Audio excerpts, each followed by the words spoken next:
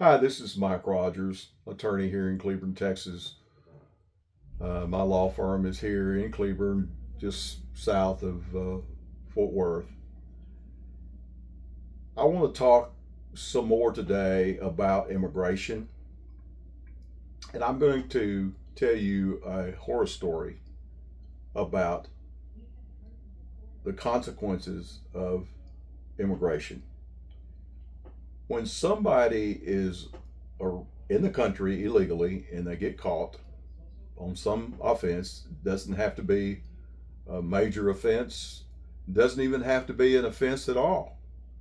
They could be looking for day work at Lowe's or Home Depot, and if they get picked up, then they are going to have a detention hold placed upon them, and then that person is going to ultimately be deported. But what happens after they're deported? I I'm a practicing lawyer and I deal in the real world and I listen to a lot of people and their stories. And recently I had a person, a client of mine, who had been deported. And here's his story. And I believe his story. He and about 30 other people were taken to uh, Matamoros, uh, actually to Brownsville, which is right across the border from Matamoros. They were taken and across the border, and they were turned over to the Mexican officials there.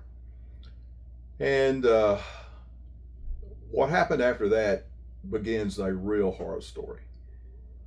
The the officials, the Mexican officials, were certainly in some sort of a relationship with the Mexican cartel that is in charge of that particular city and that area, and they were told that uh, a bus would be coming, and it would be an official Mexican police truck, or truck, not bus, I mean bus, not truck, and they would be taken to a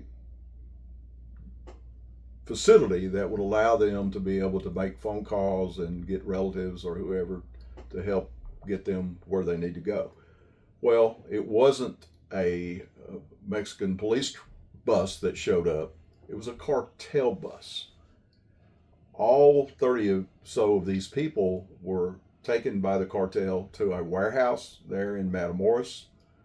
They were all shook down in terms of money, whatever valuables, jewelry they might have brought with them, and they were all told that if they wanted to get back to the United States, they would be able to do that.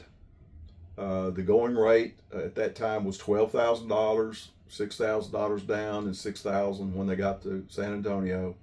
But for those that couldn't afford it, they would be recruited and required to work for the cartel. And the women, if they were young, good-looking women, they're going to get raped, and sometimes gang raped by these cartel members. That's the reality for the people that get caught up in this. If they had no money, they're going to be required by the cartel to do work for the cartel, and sometimes even used as decoys. Have them do something near the fence, the border fence, to attract the attention of the border patrol. They get caught, but it allows the cartel to be able to get drugs or people uh, over the fence or under the fence, and there are all types of tunnels that have been built all along the border, all the way from uh, Matamoros all the way to Tijuana in California, or just next to San Diego.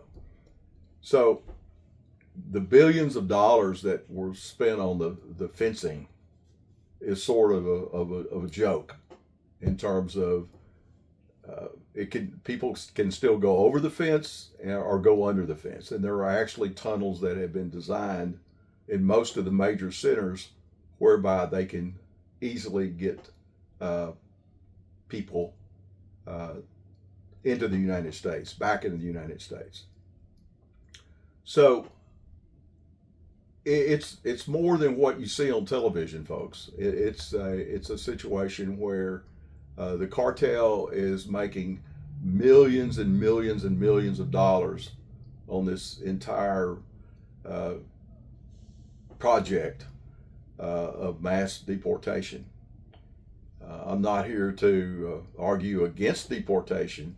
I'm simply here to tell you the cold, stark truth about what happens to these people that are deported. If you got money, you're going to be fine. But if you don't have money or access to money, you're in trouble when you get deported.